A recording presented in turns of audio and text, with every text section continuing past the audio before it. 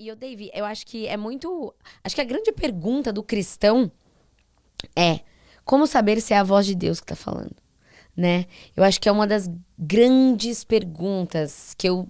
Passa tempo, vai tempo, é a questão. Como saber se é Deus falando? E como você soube? Porque o Senhor revelou ao seu coração que você deveria parar de fazer o que você estava fazendo, né? E começar a pregar e trabalhar realmente com isso, e ele ia ser a sua provisão. Como foi esse processo de entender, de ouvir de uma maneira mais prática para quem tá ouvindo a gente? Olha só, eu estava pensando aqui agora, enquanto você falava isso, porque normalmente quem está perdido não sabe que está, né? Então, se você... Muito bom. Normalmente quem está perdido pensa que está indo para o lugar certo, né? Por isso que ele está perdido. Uhum. Porque se ele soubesse onde ele está, ele Estaria, mudaria ele de teria rota. encontrado. Estaria encontrado. Verdade, isso é verdade, gente. Então, e é justamente porque há uma dificuldade de ouvir a voz de Deus por vários motivos. E talvez o principal dos motivos é porque a voz de Deus raramente combina com a nossa vontade. Então, na verdade, a gente ouve, a gente só não concorda. A gente sabe, a gente só não quer acreditar. Né? Por exemplo, quando a gente olha para Judas, o traidor, o que traiu Jesus, a Bíblia diz que ele recebe as moedas, as 30 moedas, e ele vai para a ceia com Jesus. E Jesus diz, alguém me traiu. E ele sabe que é ele. Mas ele não reconhece que ele é o traidor. Porque ele tinha uma chance de ouro de dizer, fui eu. Mas ele pergunta para Jesus, quem é? Ele sabia que era ele. Quer dizer, às vezes nós estamos perdidos, mas não reconhecemos que estamos perdidos, sabe? Então, há uma possibilidade de você ouvir um podcast como esse e você ser perdido. Estar perdido. Não Sim. ser, estar. Porque não é uma condição permanente, é uma condição de momento, talvez. E você achar que está tudo bem, não. Então, a questão chave de tudo, e talvez eu me encontro nessa função dentro do reino, é de ser o porta-voz, ou o evangelista, ou talvez o arauto, aquele que apregou em alta voz. Para quê? Para que você não precise de um momento de dor para descobrir que você está perdido. Muito bom. Eu me lembro de um filme onde um personagem mudava uma placa de... Tava assim, duas ruas e tava assim, perigo e o nome da cidade. Ele fez assim, mudou. E o perigo era porque tinha um despenhadeiro, certo? E a pessoa foi pro despenhadeiro. E ela caiu no despenhadeiro. Até uma hora que outra pessoa parou e falou assim, tá estranho isso aqui, sabe? Tá estranho. E ele olhou e viu que a placa estava virada e mudou. Ou seja, a atenção da gente também diz muito sobre o que a gente vai viver. O problema é que tem muita gente que espera cair do despenhadeiro para descobrir que estava perdido. Aconteceu comigo, por exemplo. Eu precisei despencar para descobrir que eu estava perdido. E é por isso que eu prego. Eu prego para que você não precise cair do despenhadeiro para descobrir que está perdido. Então é por isso que a palavra de Deus está aí. Agora, dentro nessa figura de não ouvir a voz de Deus, né, de como ouvir a voz de Deus, eu acho que é muito sério isso, porque em uma geração onde tem gente que diz que não sente, que não ouve, que não consegue sentir da mesma forma, a preocupação é, será que Deus está falando ainda ou Deus está de mal com a minha geração? E a resposta é não. Deus não está de mal com a geração. Deus está falando, como sempre. A Bíblia diz que os seus ouvidos não estão fechados, tapados, e as suas mãos não estão encolhidas. Ou seja, o Senhor está. Salmo 55:17, se eu não me engano, diz, de manhã, de tarde a meio-dia, clamarei e orarei, e ele ouvirá a minha voz. Provérbios afirma, aqueles que me amam, amo os que me amam, e os que de madrugada me buscam, me acharão. Bom, então nós temos um Deus que ouve, nós temos um Deus que responde, que será achado. Então, veja, a intenção de ouvir a voz de Deus parte do nosso coração, não da boca do Senhor. Deus está falando, Deus usa você, Deus usa eu, Deus usa quem Ele quer. Deus está usando tudo para falar com o ser humano. Deus está livrando, Deus está cuidando, e às vezes nós nos fingimos de tolo, porque ouvir a voz de Deus nos cobra um alto preço. Ouvir a voz de Deus nos cobra mudar de decisão. Ouvir a voz de Deus nos cobra a mudança.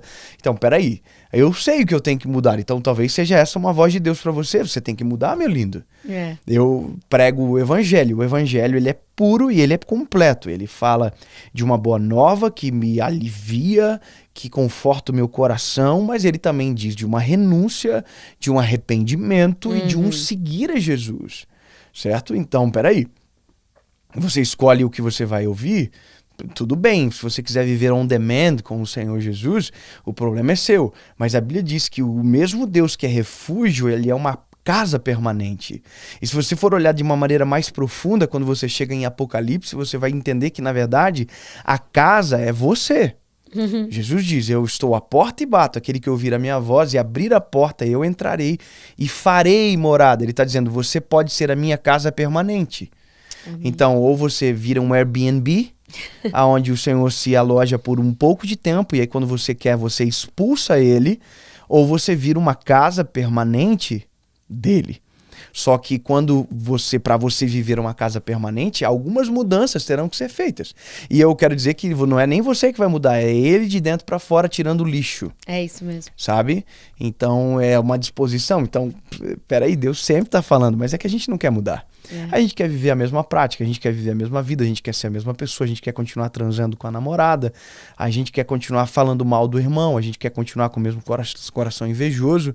Então, lindo, desculpa, Deus está falando, mas na verdade quem está se fingindo de tolo é você. Muito bom, Deus. Sabe? Então Deus sempre está falando. E a questão maior nossa é purificar o nosso coração para que essa voz seja limpa. Sabe? Tem um nome que é clear like a crystal. É uma expressão americana, né, que usa, que é limpa como um cristal, né? Perfeito. Você vai ver a translucidez disso tudo. E os momentos que Deus mais falou comigo foi justamente quando eu rasguei o coração, sabe? Dizer, Jesus, eu preciso de socorro. Eu falei agora, eu acabei de dizer, olha, eu pedi perdão pro Senhor, eu purifiquei o meu coração. Purifiquei não, porque eu não sou capaz de fazer isso sozinho, mas eu pedi para que o Senhor o fizesse. E foi aonde eu ouvi a voz de Deus. E todos os momentos da minha vida com o Senhor são exatamente assim. Aonde meu coração está acessível. Não está com a porta trancada. Entendeu? Entendi. É muito bom isso, Dave. É isso. A gente às vezes terceiriza muito a voz de Deus, né? Muito. A gente quer ouvir a voz de Deus, mas não quer a opinião de Deus na voz, né? Então, muito bom. É um perigo muito grande isso. E esse momento da sua vida, assim, que você tava ouvindo a voz do Senhor, tipo, falando pra você, larga essas coisas e começa a pregar e tudo mais, você sentia, tipo... você sabia que Deus estava falando, né? Porque a gente sabe. Sim, sabe. Não adianta. Que não a gente adianta. Sabe. A gente sabe. Mas você deu uma... Tipo, como foi isso pra você? Óbvio. Quer ver? Eu vou contar um testemunho bem rapidinho. Uma história muito engraçada. Quando eu comecei a pregar, eu queria pregar. Então eu sou um pregador agora. Então o Senhor falou que eu sou um pregador, eu sou um pregador. Vou fazer agenda. Aquela coisa de itinerante, né? E... eu tinha vontade de pregar num lugar, que era na Lagoinha de Belo Horizonte. Eu acho que todo mundo tem vontade de pregar um dia pelo Marco, que tem aquele altar, pelo próprio pastor Márcio Faladão, que eu amo ele. Se um dia ele vê isso, eu amo você. Isso é uma bênção. É uma referência para nossa geração de constância. Eu acho que isso é a coisa mais extraordinária que um homem de Deus pode ter. Ser constante e irrepreensível, que é o que ele representa. Uau, amém. Não tem polêmica, né? Que você vai falar do mal do homem? Falar mal o quê? Não tem polêmica. Só se você quiser inventar. E vamos ter que fazer igual fizeram com o Daniel. Então... eu tinha um sonho de pregar lá. E aí, o que eu fiz? Um lobby. O que é o lobby? O lobby é a forçação de barra de um relacionamento para tentar chegar no lugar que você quer. Entendi. É o que a gente chama de networking hoje. Network é o lobby. Ele pode se transformar num lobby. Ele não é. Ele pode se transformar num lobby terrível. De tentar forçar aquilo que não é o tempo para você viver. E aí, eu entrei em contato com um amigo meu e falei assim, cara, eu tenho um sonho de pregar lá. Eu sei que você conhece gente que é de lá. Me ajuda. E aí ele falou, vou te ajudar. E durante alguns dias ele ficou tentando. Tentou, fez contato aqui e lá. E um dia ele me ligou. Eu morava na época numa kitnet lá no bairro Boemerwald da minha cidade, Joinville. E eu morava lá e eu recebi uma ligação dele. Eu me lembro que eu tava na sala, só tinha 2 cômodos, eu tava na sala. E aí ele ligou e eu fui pro quarto. E aí, pra ouvir. Bem, ele falou, cara, eu consegui, você vai pregar na Lagoinha, mas não é na de Belo Horizonte, é na de Acesso. Eu não vou falar o nome pra não ficar chato agora, mas é de Acesso. Só que se você pregar lá e você ir bem, cara, Deus te usar, você vai acabar pregando na Lagoinha. Eu falei, yes, top, Uma cara, oportunidade. não, fechou, eu vou e tal. E aí eu desliguei o telefone e o Espírito Santo falou comigo na hora, assim, imediatamente, não vai, porque não é a hora. Uau. Eu falei, não é Deus que tá falando comigo. Entendeu? É isso Entendi. aqui. Porque, poxa, peraí, é o meu sonho, então não pode ser Deus falando comigo. E aí o Senhor falou isso aqui comigo. Se você quiser tomar conta do seu ministério, eu te devolvo. Aí eu saí pra sala, minha esposa tava lá, eu falei, amor, eu vou pregar na Lagoinha. Que legal, né? Porque eu queria ouvir dela, né? Ela, sério, amor, que legal e tal. Pois é, mas Deus falou comigo agora. Que eu falei, não, ir. E aí eu queria que a minha esposa falasse assim pra mim, não, é coisa da sua cabeça. Ela falou exatamente isso aqui. Se Deus está falando pra você não ir, não vá.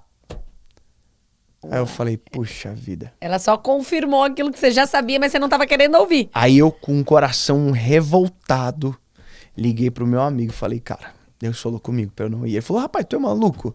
Eu gastei todos os meus contatos pra você ir nesse lugar, você não vai ir agora? Eu falei, cara, Deus falou pra mim que é pra eu não ir. Eu não tô disposto a colher o ônus da desobediência, cara. Me desculpa, eu não vou ir e tal. Me perdoa, ele ficou chateado comigo uma semana mais ou menos, e eu não fui. E é só essa a história. Não tem nada bonito no final. Não, porque a pessoa vai dizer assim, mas mas então o que aconteceu no outro não dia? foi. Você... Eu não só fui, eu obedeci, eu não fui. Aí você vai dizer, você foi? Fui. Depois. Fui anos depois. O Senhor na hora certa me levou. Você não precisou Sabe? forçar. Não precisei forçar. E Provérbios vai dizer que é muito melhor a mesa que você é convidado para estar nela, porque há honra do que a mesa que você senta como alguém que não foi chamado.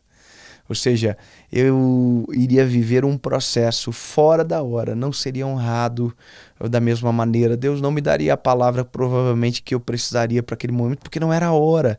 Não que Deus, talvez Deus daria, porque por misericórdia das pessoas, Deus sempre faria isso.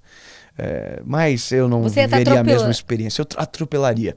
Então, quando Jesus falou pra mim que eu teria que tomar a decisão, na minha formatura Deus falou comigo. Uau, que sabe, demais. eu fui o orador da turma, eu tava dizendo, olha, daqui sairão doutores, juízes, advogados, embargadores, e o Senhor falou comigo, daqui vai sair um pregador da minha palavra. Então, nada a ver. Aí na hora você tipo assim... Na hora não, louco. Pior que na hora eu dei uma choradeira em mim. Ah, é? Puxa, me deu uma choradeira, me deu um desespero. E todo mundo pensou que eu tava emocionado por causa do discurso. E na verdade eu tava em Nárnia. Eu tava ouvindo Jesus falando comigo e tal. E eu formei e eu fiz exatamente o que Jesus falou. Me cobrou um alto preço. Eu tive que tomar umas decisões muito drásticas, passar vergonha, ser, sabe, motivo de vergonha pra muita gente, inclusive da minha família, que não acreditavam. E... bom, Deus fez. Uau. É bom ouvir a voz de Deus mesmo quando não faz sentido. É isso. E aí, gostou? Não esquece que esse é só um trechinho, então clica aqui para você assistir o bate-papo inteiro, se inscreve no canal, ativa o sininho, deixa seu comentário e compartilha com as pessoas. Conteúdo novo de segunda a sexta, especialmente para você. Beijo!